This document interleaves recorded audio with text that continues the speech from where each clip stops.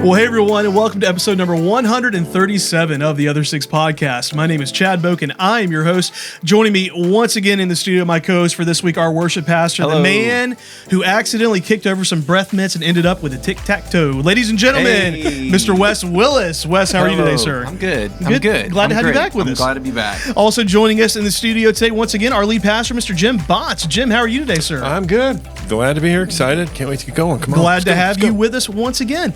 So, gentlemen, before we jump into the topic of the day, the topic du jour, if as some might say. That Sounds delicious. good. I think I'll have that. I'll have that. Was that Dumb and Dumber? Yeah. The soup du jour? That sounds good. I'll have that.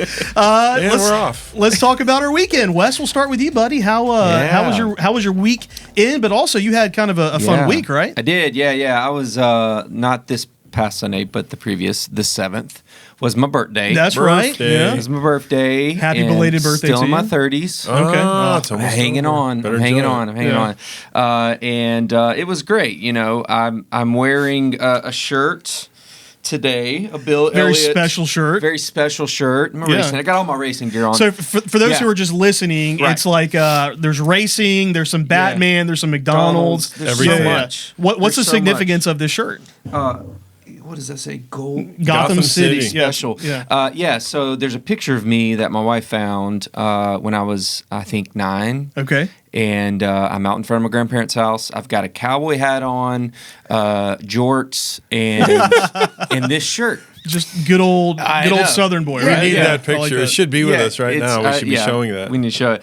And so anyway, I found it, and I think I sent it to Jeff Qualley, who plays guitar on our worship team, Right. and Megan Cutler. And, of course, Jeff and I talk racing all the time, and so we got in this conversation. And so I found the shirt on eBay. And I think I texted it to them and was like, look at what college students have done to vintage NASCAR shirts. Yeah. Like, it's outrageous. The price The price, is outrageous. yeah. The secondary market is outrageous. And so I would never spend that much money on any piece of clothing, much less just a T-shirt. And so showed up Sunday morning, and the whole worship team, they had breakfast ready, and then they gave me this shirt. That They is so went and cool. bought it How on sweet. eBay, and so I'm so grateful. So I've been wearing as much as I can, and so there's a picture of me of wearing the same shirt when I was 9 and today. So I'm disappointed we're not putting that picture up right now. Yeah. to be honest. Yeah. Jonathan, you think we can work that in? We'll put it We'll in. work Thank that you. in. Yeah, here's the picture right here. There we go. No, but how great. cool that the team came together It and was so pitched in to special. I buy you loved something them. cool like that. Yeah. We had the best team around, We did. and We absolutely they did. loved on me, and it was great. And then we spent the week in Port St. Joe, Florida. Okay. Just at the beach, and it was a ghost town. And it was I've been there nice. once. There's not a whole lot there. It's not. It's like 20 minutes to go Yeah. to dinner, and I think that's the whole point Yeah, of why those that's people love right. it is there's no one around. So Yeah. we had a good time with some friends, and glad to be back. Well, good. Yeah. Glad to have you back. Yeah. Jim, how about you, buddy? How was the weekend? I did none of the great stuff Wes did.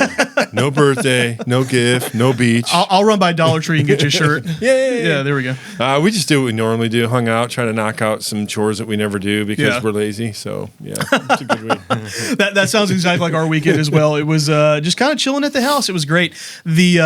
We have an upstairs air conditioner, a downstairs air conditioner. You know, our house was built back in the 70s, so these Can't AC hide units money. are super old, dude. It's like you have to go out and like crank it up like you're pulling like a lawnmower Yeah, trying to get it to nice. go. Yeah, one of those kinds of AC units. And so the upstairs one died, so the girls were having to sleep downstairs. So it was a little bit of a camp out vibe at the Yeah, Boak right. house. Yeah, so that was kind of cool. But no, we hung out. Obviously watched a lot of football. So I'm going to say something that's perhaps controversial. Say it. Say what you want to about NIL and the transfer portal, which I think they need to be regulated for sure. It's made college football much more fun to watch. It's different, yeah. I mean, the amount of games that are no longer just, Bama's of course going to win. That's right. Now it's like, this one's kind of up in the air. We're in week 3, and I've probably seen 7 or 8 games that could be game of the year. Yep. It's just insane. Yeah, this so is Has really- anyone checked on Lindsay Layton? yeah. So Lindsay, big For Clemson Clemson fan. Tigers. I heard it on the radio as they were setting it up. I'm like, are they going to do it? And Georgia man. Tech kicked it through. I'm like, Well, what was funny, I was texting her while that happened, and she texted me. She goes, "I'm a Tennessee fan now," and then I was like, "Don't pull for Auburn." yeah, right. Yeah. Don't put that evil on us, Ricky. Tennessee Bobby. lost to Georgia. Wow, another great game though. I mean, so it was a pretty chill weekend, but a good weekend. Yeah, and it's the hot weather's back a little bit, but still, I'm waiting for fall to show up. It's right around the corner. So, me too. But all kinds of good week. Wes had a great week, good weekend, and a great weekend here at Vaughn Forest. Before we jump into the message, can we talk about that for a second? All the folks that were here. Our number of students are way up. The energy up there is amazing, incredible. Yeah, kids ministry. I mean, all over the campus, seeing new folks. I mean, God's just up to something. Yeah, we had 500 people in a room trying to do communion with them all. Let them get up and walk around. It was like lines everywhere. We'll figure it out. That's right. Love it. These are the kinds of fun problems to have, right? So figuring that out, but then also, I mean, the worship, the message, the engagement. I mean, it's just awesome seeing. It just feels like God is continuing to build such a cool family here at Vaughn Forest, and every single week, boom, it's bigger and bigger and bigger. I find myself talking with folks in the lobby and in the hallways that are, I've been around 2 weeks, a couple months. It's like new everywhere, so it's pretty neat. Right. Yeah, that's exciting. Cool to see. So, shout out to the students. They're down front and center every Sunday night. I love it. They're leading the room. Yeah, I don't think they know it, but they're getting out. They are. I love it. And one of them came up to me Sunday. He goes, "Hey, who do we need to make laugh this week?" And I was all of them. Make all of them laugh. They said, "Will you give us $1?" I was like, "No, but just be proud of yourselves if you get it done." Yeah. So great. It's cool to see the students worshiping, and it's cool just to be a part of it. So, and a great message Sunday as we continued our Family Matters series, talking about dads. Yeah, it was Father's Day this weekend. Father's Day at Vaughn Forest only. So on Father's Day and Mother's Day, when it's like, well, why don't we do Father's Day and Mother's Day messages on those days? I like not to do that. Yeah. The main reason being, because then it's kind of like, it's Mother's Day, we talk about moms. Right. But moms are moms every other day, and you need to talk about them then. So on Mother's Day, here's your flower. We'll have, let's celebrate. But to teach on the value of a mom only on Mother's Day is kind of like, we only talk about the resurrection on Easter. It's kind of how it feels to me. Yeah. Dads are always important. Talk about them in the midst of the fray and not just on Father's Day. So that's what we did this weekend. There's also, like Sunday was, there's some things we got to say today. Yeah, we do. And we may want to. We had a moment or two. We had a moment or two. Well, and, to your point on Mother's Day and Father's Day, like you're pretty happy that you hopefully got a good present. Maybe they got you some breakfast that morning. It's a special day. And yes, honor them. But I always feel weird teaching on the value of a dad on Father's Day because we need that message throughout the year when we get our butts kicked. That's exactly what I'm saying. Yeah. So, getting back into school, getting back into routine, maybe it's a little tougher time of year. So, let's talk about it, not necessarily just on those days. Right. And we did talk about dad. And I loved the approach of the message because it wasn't, oftentimes when we talk to men and to dads in church, and by we, I don't mean here at Vaughn Forest, I just mean the cultural perception when people come to church, we're going to talk to dad. All right, dad, here's what you're not doing right. Here's what, Shoulda, all the shoulds. Kind of getting beat up on. I don't know if that's been your experience. I've seen that. Yeah, it can be. And I love that here, like, yes, we want to speak truth, but we want to do that in a very, encouraging kind of way. As we like to say around here, it's not pointing a finger, but raising a hand going, hey, us too. We all need to grow. Let's talk about it. That's right. That's what we do. It's not pointing a finger, but it is making us get quite a bit introspective here and think through. Wasn't that the point? We open the Bible, we look at God's word, we discover his will and say, some of my life is in alignment with that, some isn't. Okay, now I know what my work is. So, So to kind of kick off our conversation, I'll start with something you said at the beginning of your message. You gave us a reminder to moms and dads. You said that moms are important. You said, but moms, you aren't dad. Yeah, it's a special role. So a couple of questions here. One, because I know some folks asked me, are we going to address moms in this series? And then two, can we unpack what those differences are? What makes mom not dad? Yeah, well, we're going to talk about moms this coming week. That's right. And it won't be me. That's right. So I love that. That's right. So Mother's Day is this weekend coming up. So, the difference between mom and dad, there are many. Sure. One of them is there's certain things that dads are called to do. We'll talk about it. There are roles in the Bible, and here's the issue, and we have to be really, really clear. When we look at parenting or husbands and wives, when you see roles, we have to be really careful that we don't turn roles into rules. Dad does this, and that's what he does, and mom does that, and that's what she does. She doesn't do any of that, and he doesn't do any. That's a problem because in evangelical Christianity, roles become rules, and it becomes very restrictive without realizing That's not what those are about. So Sure. there is overlap when you look at mom and dad and their roles. Some of the overlap would be, for example, moms and dads are both called to teach their children. Right. So here's an example, Proverbs 1:8. Hear, my son, your father's instruction, and forsake not your mother's teaching. So both father and mother are called to teach. There are a number of areas where there is overlap in those roles. Another one would be like Ephesians 6:1. It says, that children should honor their parents. So both parents should command the respect of their children and the obedience. That's for both parents, not one or the other. So there's a lot of overlap in the roles. Another one is passing on the faith. The Shema that we looked at in week 1 from Deuteronomy 6, that's not given to dads. That's given to parents. Right. So it's a mom and dad thing. So there's a lot of overlap. So though there's overlap, mom and dad should both be, teaching the children. Both should be commanding obedience. Both should be passing on the faith. We also see providing materially. The scriptures are pretty clear that both mom and dad are to provide for the home in the ways that they can. But there are some differences, and one of them is it's really fascinating. In Ephesians chapter 6, it's really fascinating. So Howard Hendricks, I made the statement that he said the injunctions for parenting oftentimes in the New Testament land on the father. We talked about that a little bit. The thing that's really interesting, if I said the word nurture, who would you think the role that would go to? Typically, I would think mom, right? I would too, right? I'd be like, nurture. That's a mom thing. Moms are nurturers. Well, in Ephesians chapter 6 and verse 4, it says, fathers, do not provoke your children to anger, but bring them up in the discipline and instruction of the Lord. That word discipline is not the word discipline that we saw in Hebrews 12. It's the word nurture. The word nurture is used a handful of times in the New Testament, and most of those times it never refers to a mother.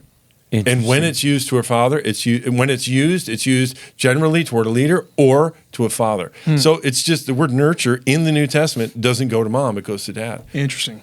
Had no idea. All right. So, hey, coach your kid, train your kid, discipline your kid, but do it in a way that is a nurturesome kind of thing. Right. It's like, So, there are differences. Moms teach, yes. Interesting, Proverbs 31, that whole amazing passage. It begins by the writer saying, here, my mother's teaching. So the whole rest of it is what mom taught him about how things should be with moms and so forth. Care. Isaiah's got a lot to say about as a mother cares for her children. So the idea being mothers would be caring. Doesn't mean that dads don't care. Sure. It doesn't mean that all the care goes to mom. That's the problem with rules is we tend to bifurcate them out. But moms, they teach too. They care for the children. They pass on the faith, as you're going to be talking about coming up. Sure. They provide an example of a godly person for the kids to emulate. There's all that stuff. Dads, obviously, they teach or nurture, as we saw in Ephesians 4. Dads discipline. The kids, Colossians 3. In fact, there's actually a warning in Colossians 3. It's kind of interesting. Yeah, Colossians 3, and it's verse 21. Colossians 3:21. Fathers, do not provoke your children, lest they become discouraged. So it's like, hey, you coach your kids, train your kids, but don't be cruel. We'll talk about that in a little bit too. But, there's just a set of overlap that makes the roles not hard and fast. So the reality is, though, dads bring an element that mom just can't do. And mom brings an element that dad can't do. Sure. And so we just need to recognize the complementary reality of the both. And children need a mom and a dad for all those reasons. Yeah, and you read off some statistics, at the beginning of your message talking about, the presence of a dad, the difference that makes. And what I hear you saying here, I love what you said about it's roles, not rules. Yes. Because, and really, it seems like that this is what Scripture is saying is optimal, but obviously there are situations that are tougher, whether a death or whatever. It's a hermeneutical problem because just to digress for a second, when you look at husbands and wives, Ephesians 5, wives submit to the husband. You're starting a little bit late. Roll up, Ephesians 5:21. Submit to one another. Right. So the role of the wife submits to the husband, that's not in the context. The context is Christ followers who are filled with the Spirit submit to one another. Right. Now let's look at what that plays out like in a marriage. And then it goes, So when it comes to roles, we don't do well with roles. We create rules out of them, and I do this and you do that, and you can't do this and I can't. It's really weird. So I'm just backing up saying, we got to understand. The point you're making is a great one. There is a disproportionate influence that dad has on the home. That's right. We could look at so many stats. We're not saying that mom doesn't make a difference. We're saying subtract dad and something something dramatic happens. Right. Yeah, for sure. You mentioned,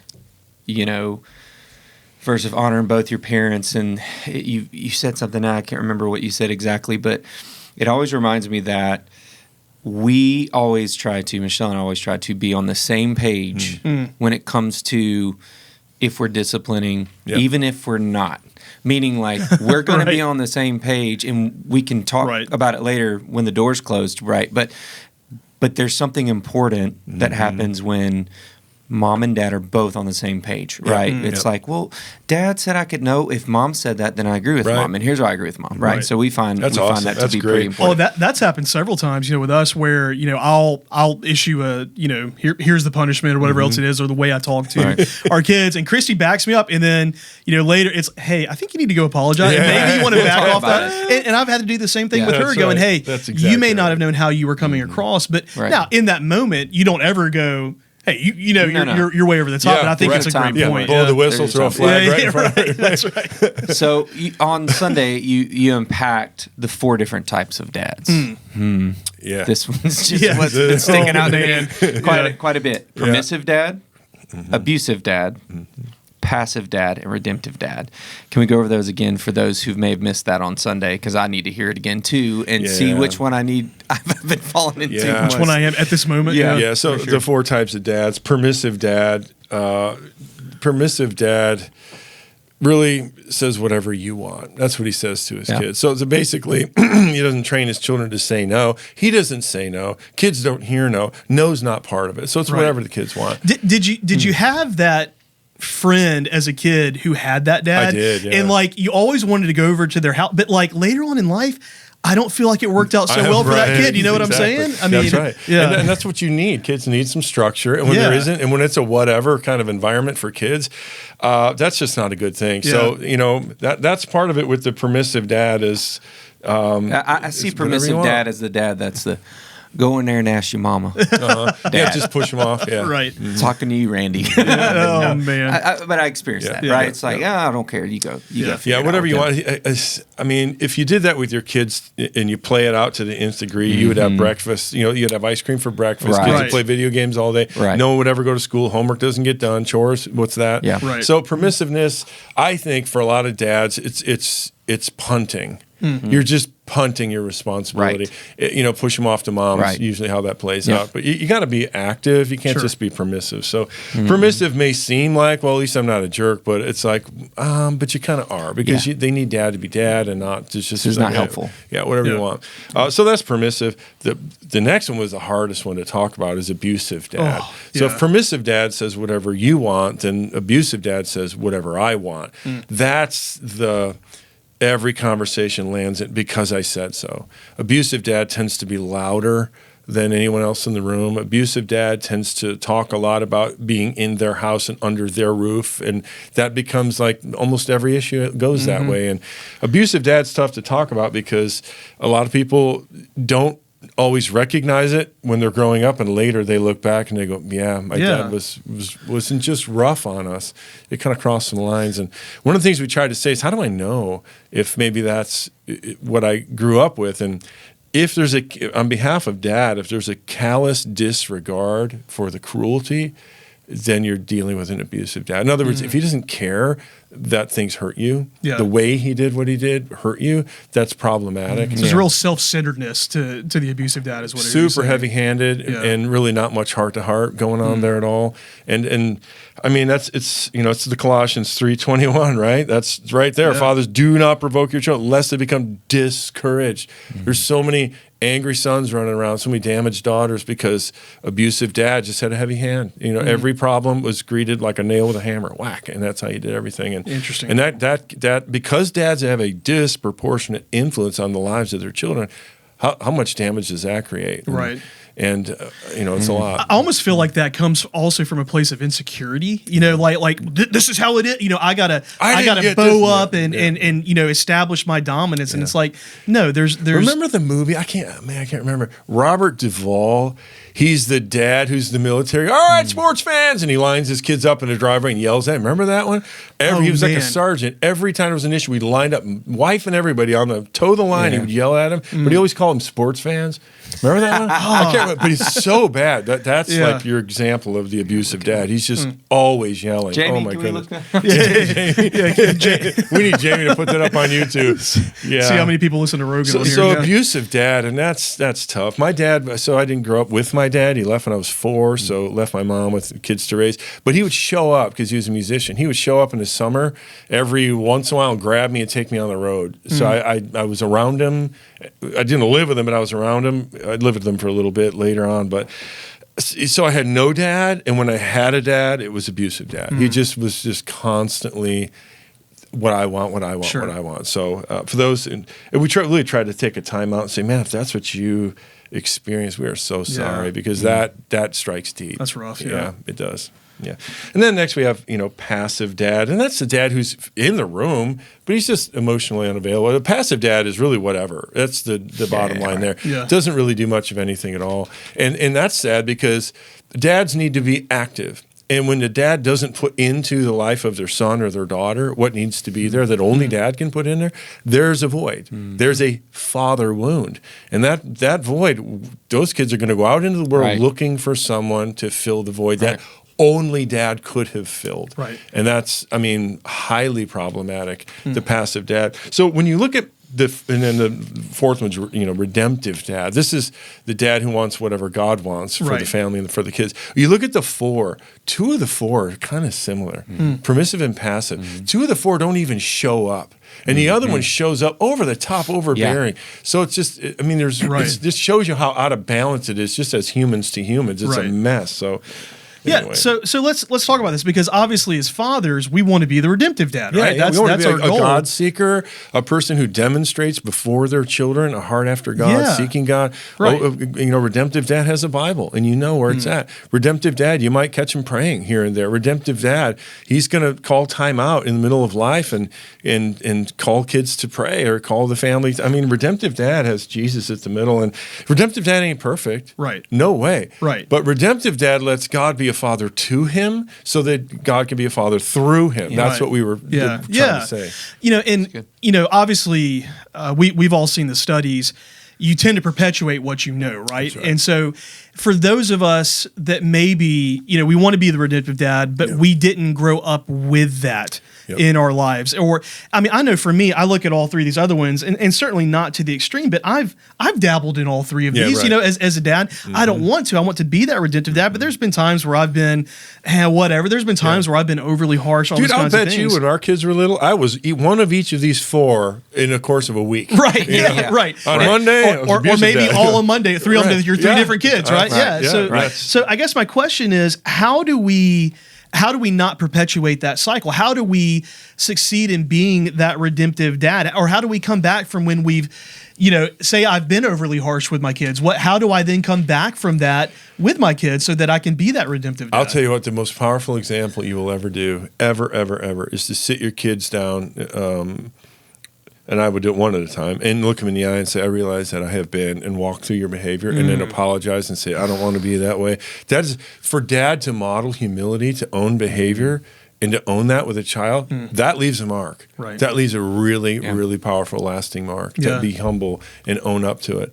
And I think that I wonder how many people's lives might be different if their dad at least just did that. Do you think there's a trend sometimes of parents to think I shouldn't apologize to my kid? Yeah, because I'm supposed to know stuff. And here's the thing. No, the world tells you you're supposed to know what you're doing. You don't know what you're doing. Right. The CEO of your company is supposed to know what he's doing. He doesn't know what he's doing. Nobody knows what they're really doing. Right. So to be honest and say, I'm making mistakes here and I'm really sorry. I can tell that my mistakes are hurting you and I'm sorry about that and I want to do better.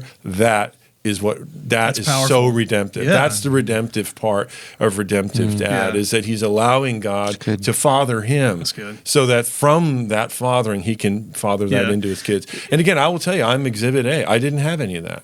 And when you let God be a father to you, then he can be a father through you. That's what we learned. I mean, I did not grow up in a home where we saw a godly dad, or even any influence spiritually whatsoever.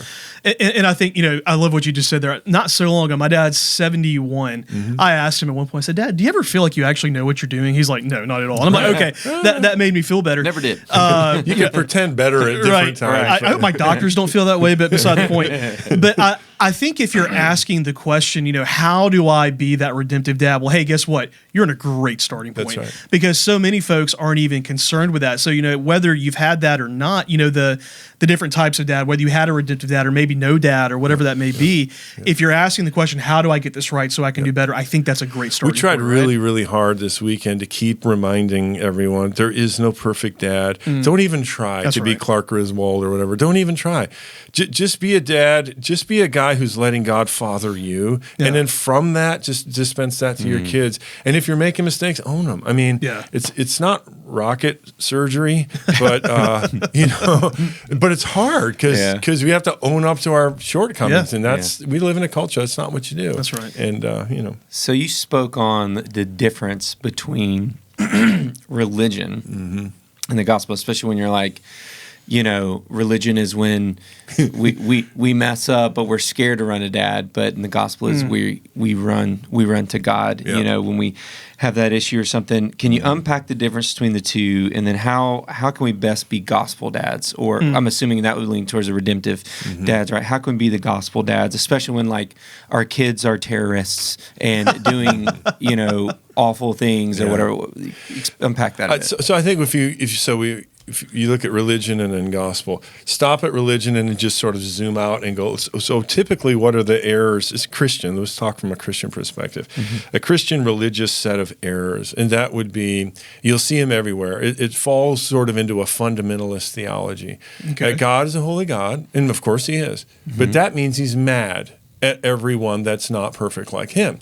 So God's basic posture is adversarial to every human being because we're all worms and unholy losers. Right. And so God's basic posture is anger, and what he wants from you is obedience. And so the framework really becomes angry God, loser human being, get in line, obey, so that God can love you. And that's a super pagan worldview. If you look at old school, it was got to appease the gods. Appease the guy. Go up on the mountain, throw off a virgin so we can get a good crop this year. We're going to appease the angry God. There's so many problems with that. So again, some of the stereotypes, people would say, man, I prefer the God of the New Testament from the God of the Old Testament. Right. The God of the Old Testament seems so angry, all the bloodshed and wars. Okay, this is the God of the Old Testament. This is Psalm 103, verse 8. The Lord is merciful and gracious, slow to anger, and abounding in steadfast love. He will not always chide, nor will he keep his anger forever. He does not deal with us according to our sins, nor repay us according to our iniquities. As high as the heavens are above the earth, so great is his steadfast love towards those who fear him. As far as the east is from the west, so far does he remove our transgressions from us. As a father shows compassion to his children, so the Lord shows compassion to those who fear him, for he knows our frame.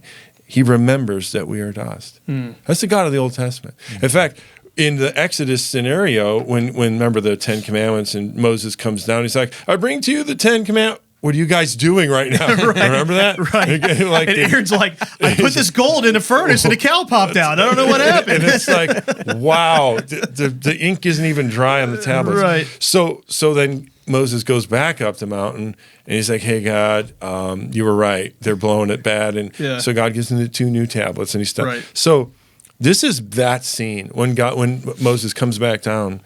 This is not a small This was just echoed in Psalm 103. This, what you're about to hear, echoes in the Proverbs. It echoes in the prophets. It echoes all throughout the rest of the Bible. And it starts right here in Exodus 34:6. When Moses brings down the 2 new tablets, the Lord, is it Exodus 34:6? The Lord passed before him and proclaimed, this is the name, the Lord, a God merciful and gracious, slow to anger and abounding in steadfast love and faithfulness, keeping steadfast love for thousands, forgiving iniquity and transgression and sin, but who will by no means clear the guilty, visiting the iniquity of the fathers on the children and the children's children to the third and the fourth generation. Here's what he's saying. God is a holy God. He's a loving God. He does not want to punish anyone, but the consequences is the things you do, they will run in generations, but God is greater.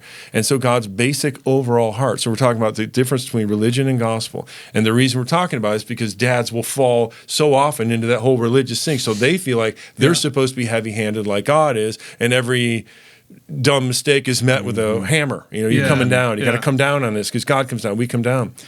So basically, when you look in the Old Testament, you're seeing that God has a heart of love. That's his posture. He has a heart of love, and he wants his children to obey. More than anything, he wants his children to know him and to walk with him. When we disobey, God is a patient God, but God is a holy God, so he will call us to account. He calls us to account so that we would make adjustments, own up to what we do, and then continue to walk with him and live into his holiness. He won't clear the guilty, meaning brush away what you do. Every mistake, every sin has a cost to it. Consequences come. They have to be dealt with. But that's God's basic posture. So religion is like this outward thing. You got to do all the right stuff to appease God. It's not a love thing. Gospel, on the other hand, is an inward thing. It's a total thing. It starts with the heart. It's God wants your heart. You remember the Shema, Hear, O Israel, the Lord our God. What does he want? Love the Lord your God with all your heart, with all your might, all your strength. I mean, that's what God wants. So it's not an achievement that you can get religiously. It's about receiving the gift of God's grace into your life, allowing God access to your heart so that God can transform you from within.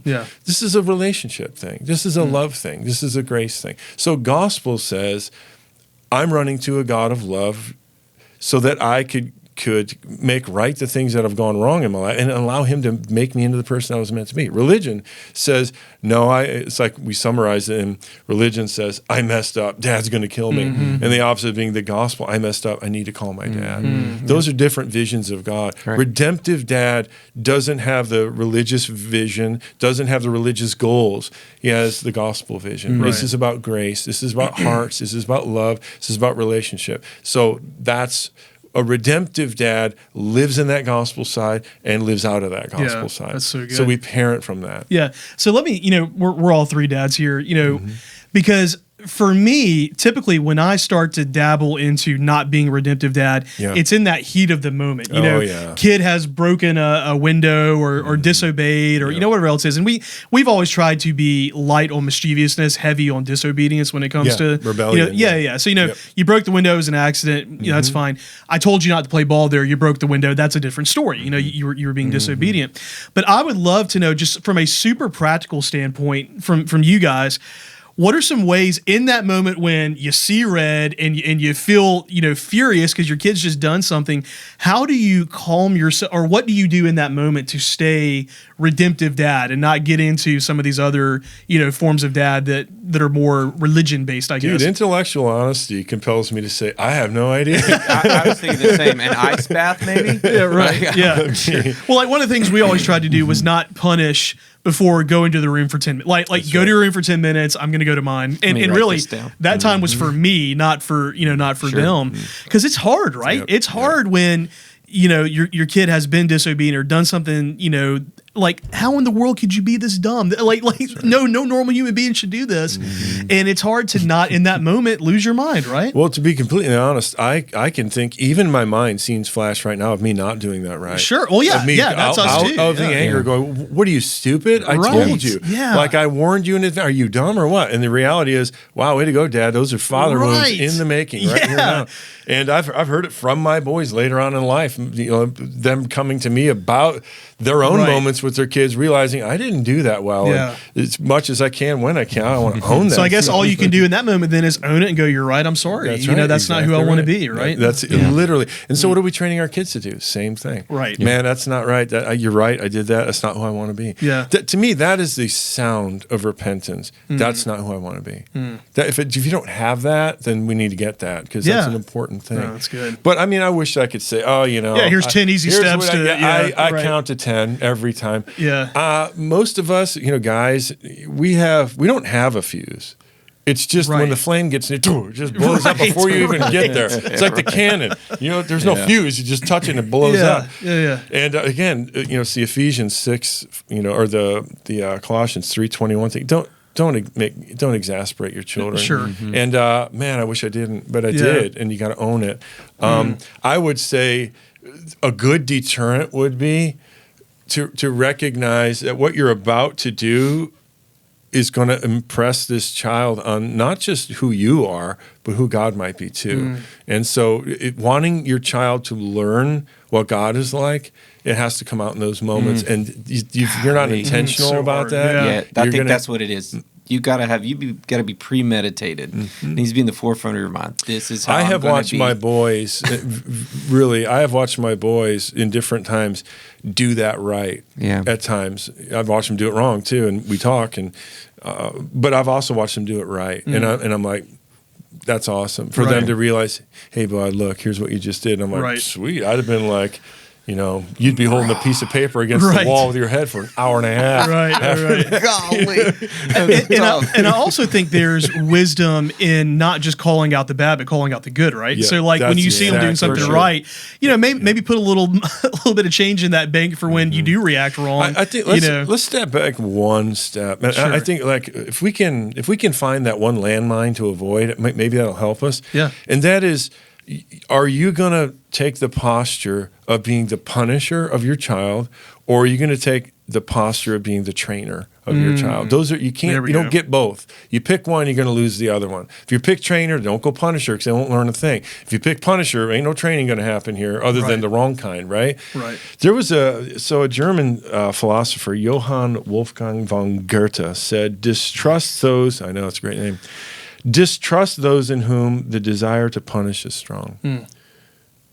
We should always distrust someone in whom the desire to punish is strong. God does. It is clear in the Bible, God does not have a strong desire to punish.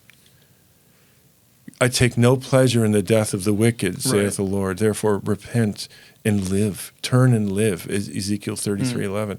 God takes no pleasure in the death of the wicked, or his first inclination is not punishment.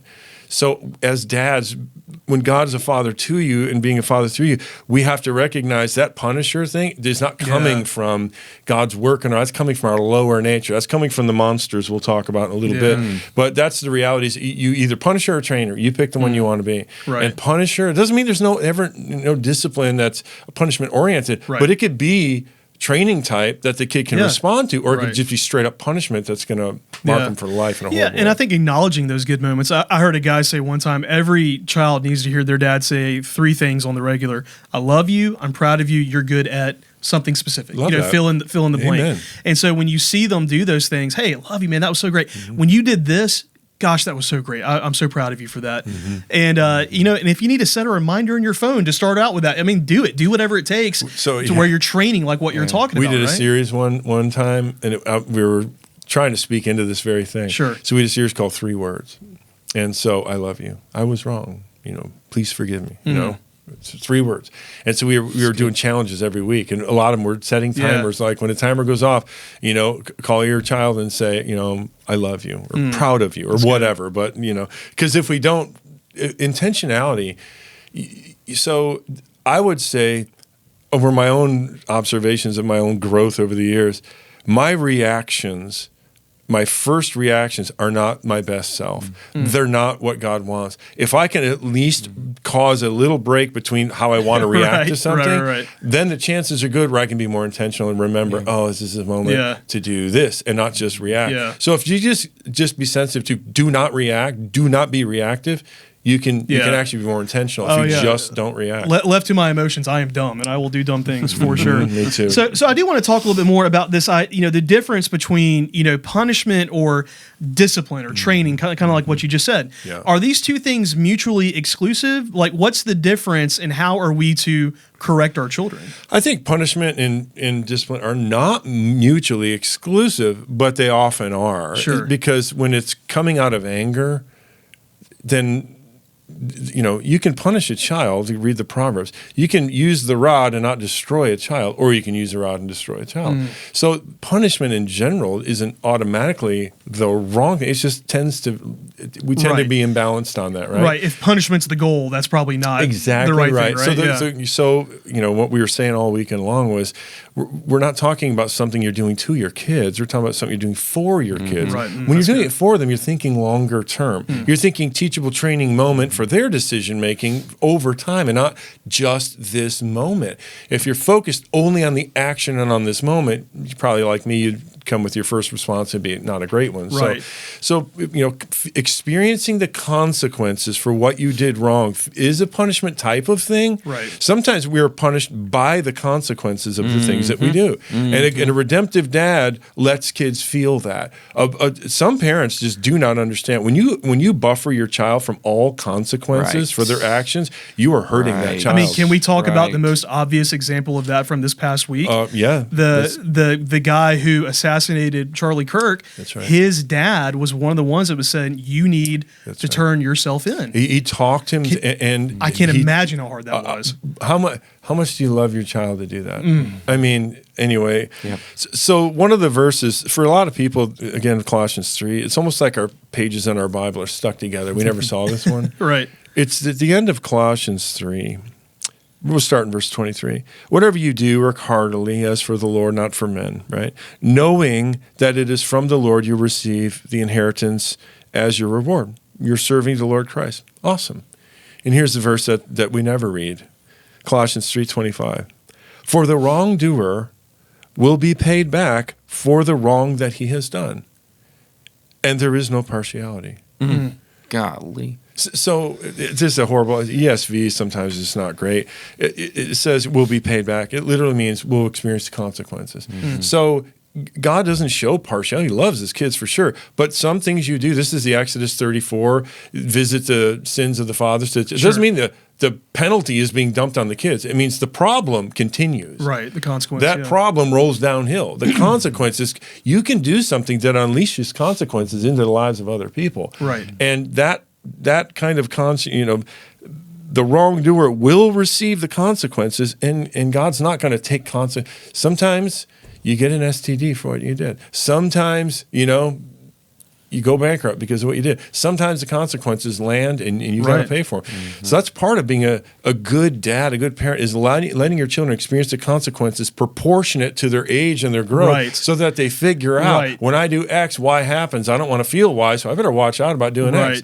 This is an ounce of prevention is better than a pound of cure, right? So, it's why I say everyone, I mean, it's kind of a little different. Everyone in their lives should at some point when they're a teenager work in the food service industry. You will treat people better the rest of your life if you've worked in that.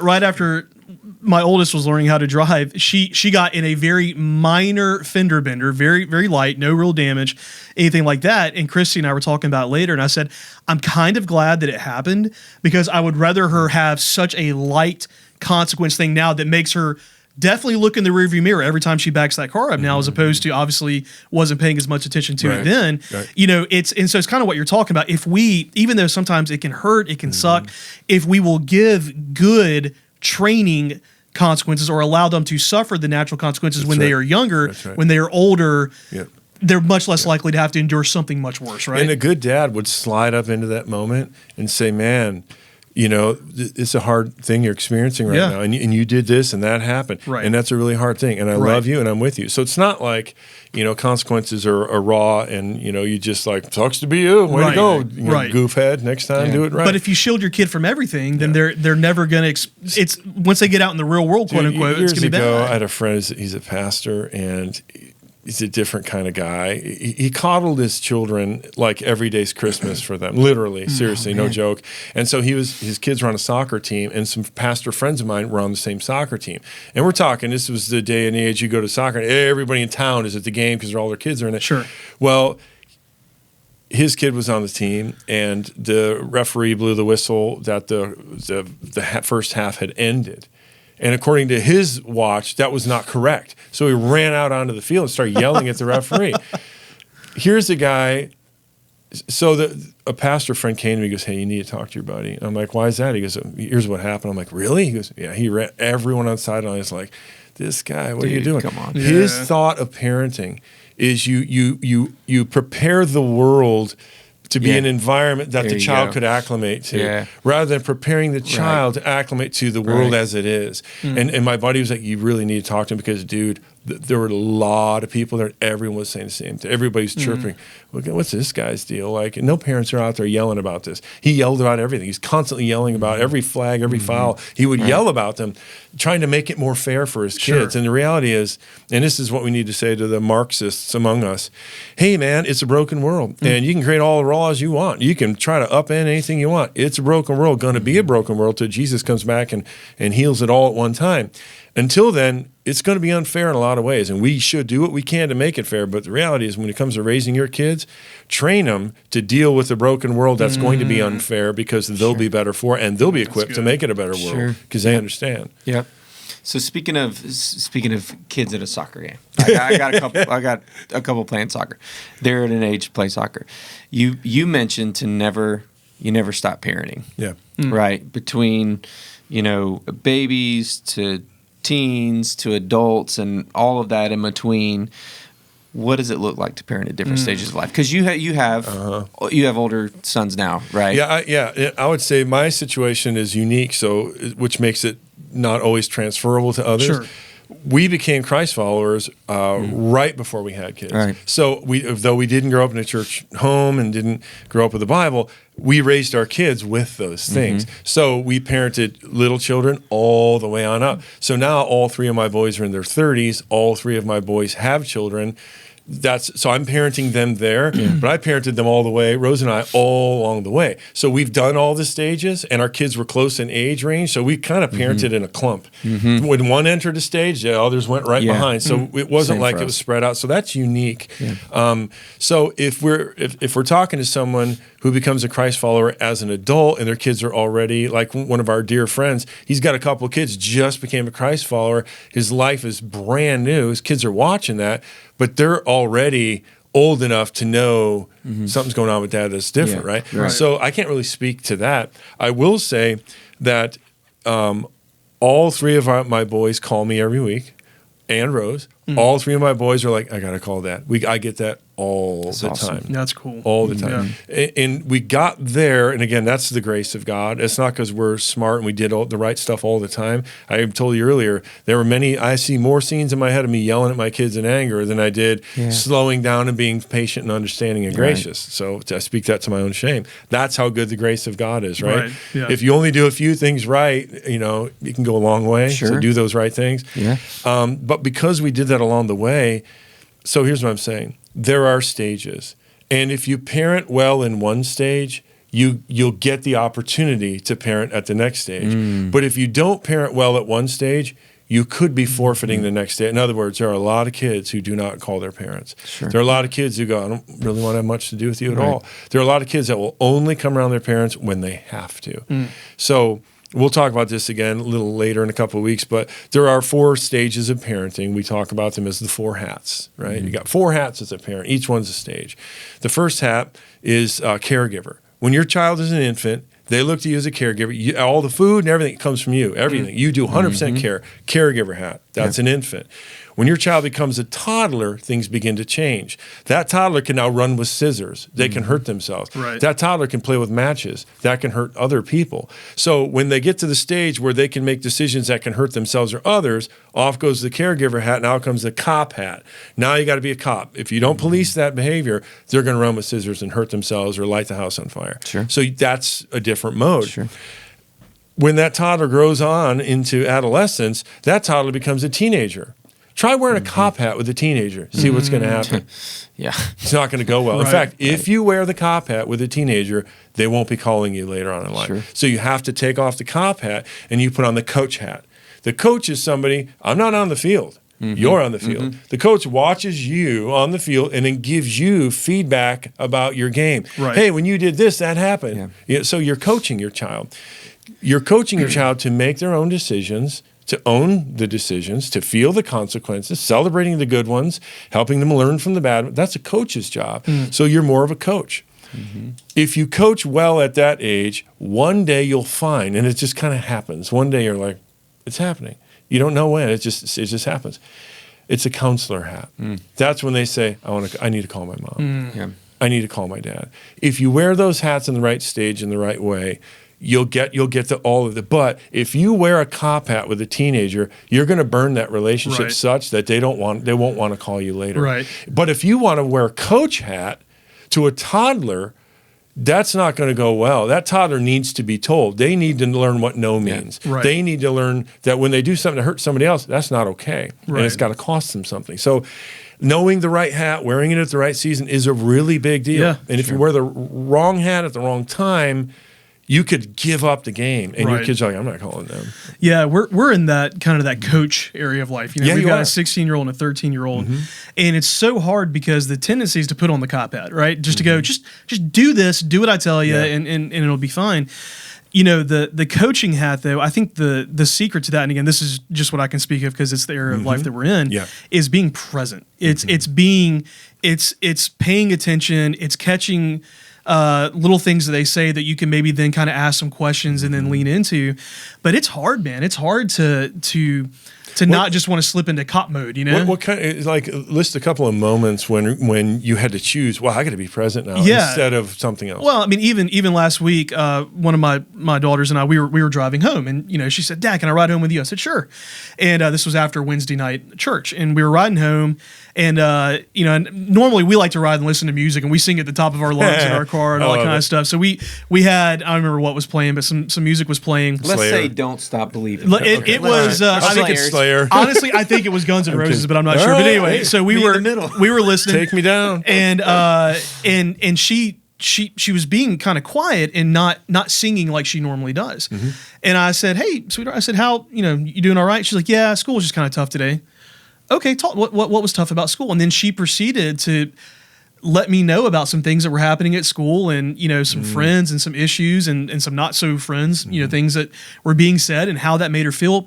But it's just going, hey, something's off here. Let's ask a question or two to try to figure out, is she just texting or thinking to herself, or why is she being uncharacteristically quiet when Axl Rose is singing about this sweet child of mine? Sure. But I'm just saying, I think you have to notice and go, hey, if you're, I'm not saying you have to spend every waking moment with your children, but you have to know normatively how are they, what are they like? Okay, something's off. Let's dig. And then when something's going on there, and it's okay to say, hey, if you want to talk about this later because you're upset right now, that's fine, but let's revisit it later.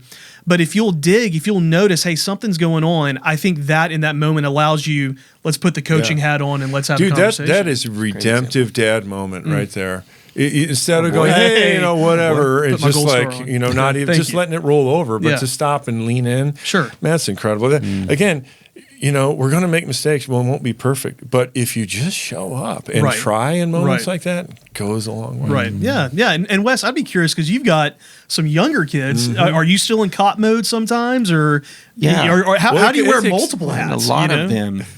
So many children. I have 3 hats. Whose fault is that? 4 hats, 16 hats I got to wear at any given time. It's a lot of hats. This is why Wes went into music.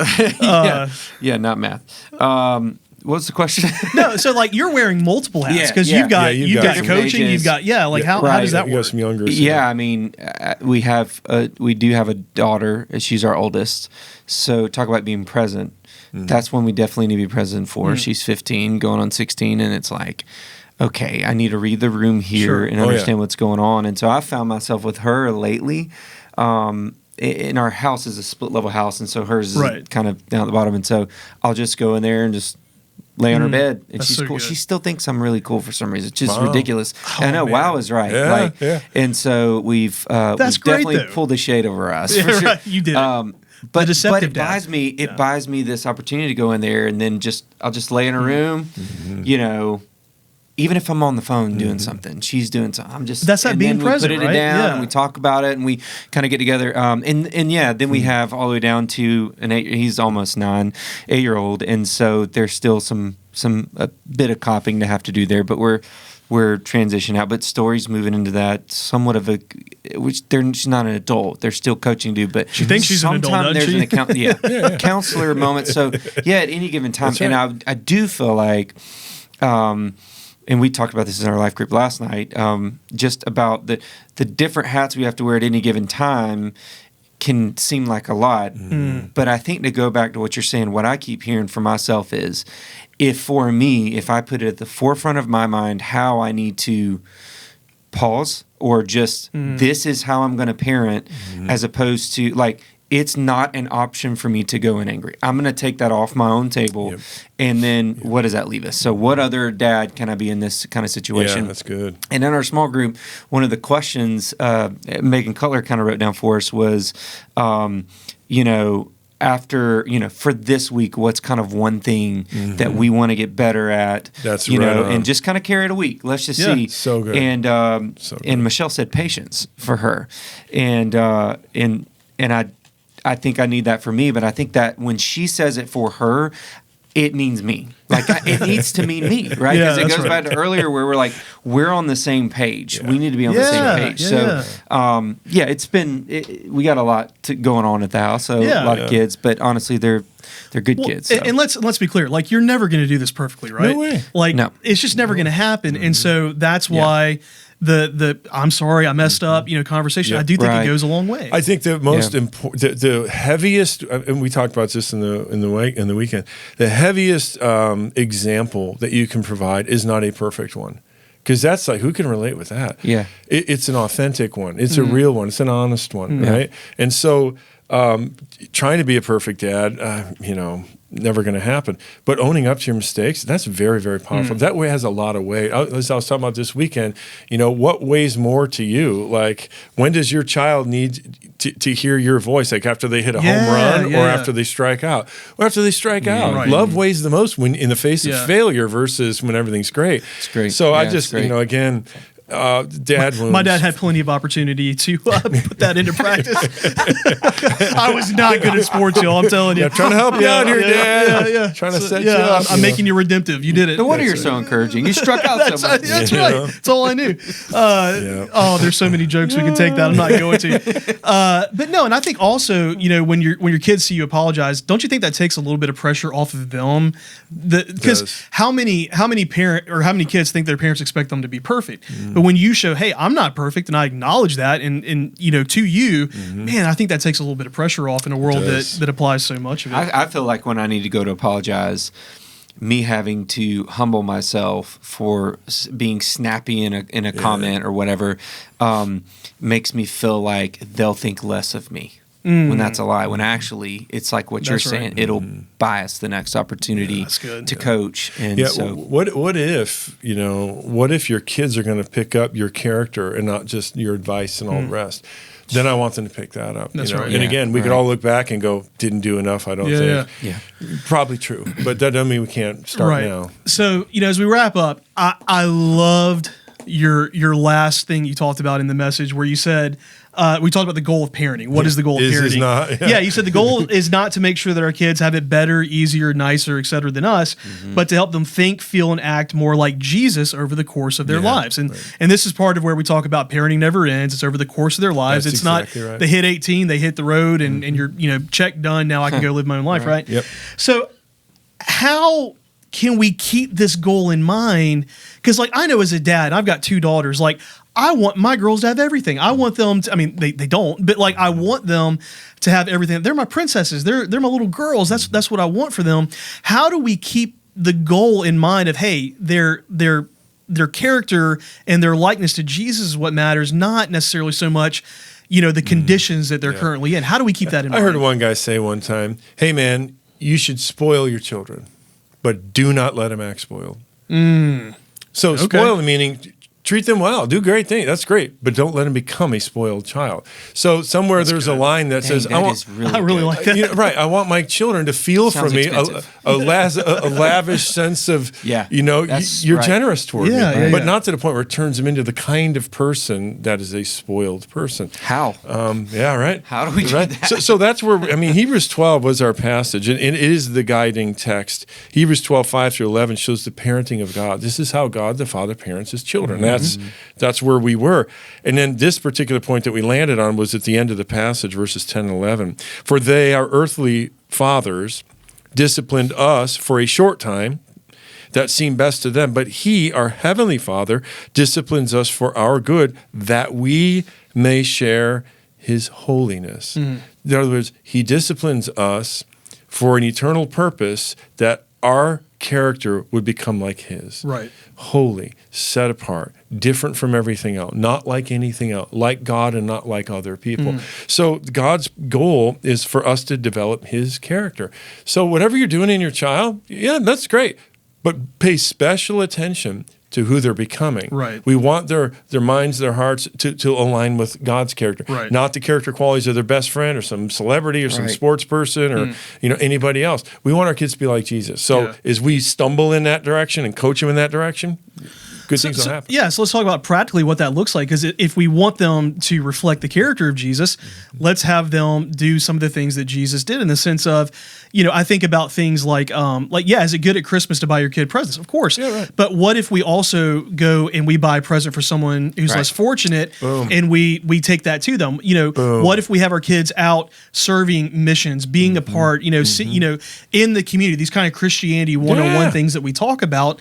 Is that the best way? Spoiled child, like you said, but not let them act spoiled, is by taking them on some of these experiences, right? Yep. So you just nailed it. You said if we want them, really to become like Jesus, they should do the things that he did. Right. You're right. 1 John 2:6 says, whoever says he abides in him, that's Jesus, ought to walk in the same way he walked. Sure. So our kids develop the heart of Jesus, the character of Jesus, by doing the things he did. Seeking the Father like he did, being in Scripture like Jesus, praying like Jesus, committing yourself to a group of Christ followers in God's family, doing one anothering in God's family like Jesus did. And having relationships with people outside the kingdom. Accepting people where they are in their brokenness to love them unto a relationship with the Father. So you're saying it comes back to up, in, and it out always again, does. right? It really does. Up with the Father, in with God's family, and out with the world. Jesus lived three-dimensionally. So we should give our children the same experiences. It's one of the things that we did growing up, or with our kids growing up, is during Christmas, we'd take in old folks' homes and we would serve dinners. We would do street stuff. We had street people living in our homes. Like our kids, I wouldn't recommend that to everyone. You got to be called by God to do it. But our kids had constant experiences with people outside the faith who were being introduced to Jesus, so they were always seeing those kinds of things around them.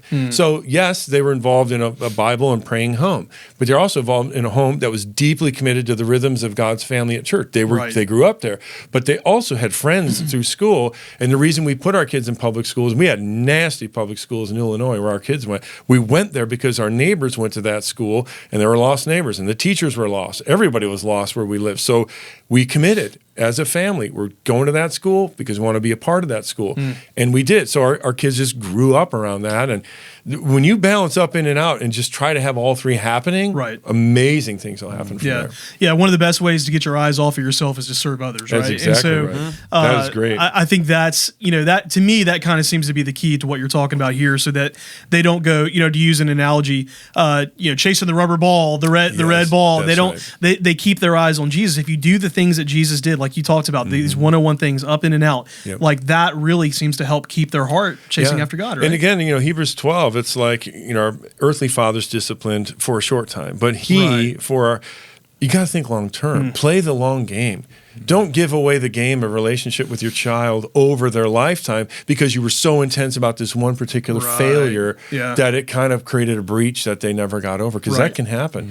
You can be so heavy about the mistakes that they make at a certain time where kids just back away thinking, I don't know that I want to deal with you. And also 99.9% of the time, it's not the end of the world. If this isn't going to matter in 5 to 10 years, it's just not worth, getting. Again, I think the example of this week of the father telling his own son, who who assassinated another human being that the whole entire world is talking about right now, that the best thing for him to do is go own up to what he did and turn himself in. My goodness.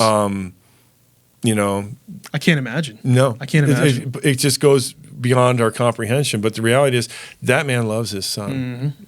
Yeah. That's right. And the behavior of the son doesn't seem to reflect on the dad, because that's a pretty solid looking dad, it seems. Yeah. So, you know, there are no guarantees in parenting. There are no guarantees in life. The only guarantees we get is that God is always good. He's always faithful. And the moment you turn to Jesus, everything can begin to become new right now. Those are the guarantees. Everything else, you know, trust God and lock your car. That's right. That's right. Well, no, great conversation on dads, and you know, preview of this week we're gonna be talking about moms, right? We're gonna be talking about the importance of mom. Yeah, we'll have Father's Day and then Mother's Day back to back at Vaughn Forest, and that'll be this Sunday at 10:30. So make sure that you're here. God's up to something around here. That's y'all. right. I mean, it's amazing. Yeah, it's amazing to get to be a part of it. As always, we'll have incredible worship, kids ministry, student ministry, all kinds of great things happening here on campus. Get your family around God's family and stay there, and great things are going to happen. That's right. Well, gentlemen, thank you for the conversation. Looking forward to this Sunday, and we appreciate you tuning in to this episode of the Other Six Podcast. On behalf of all of us here at Vaughn Forest Church, thank you so much. We'll see you next time.